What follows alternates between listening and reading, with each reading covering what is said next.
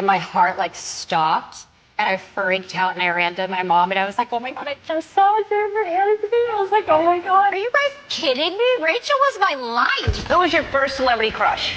Probably Jennifer Aniston. My first ever celebrity crush growing up was probably Jennifer Aniston. Crush. Celebrity crush. Jennifer Aniston.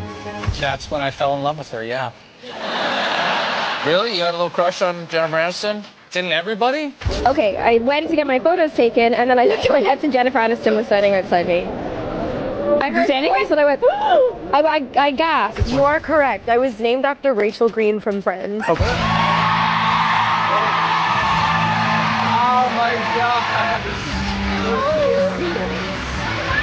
Yeah, the first season, I had a major crush on Jen. Just tell us, where would Rachel Green be right now, 30 years later? She's right here.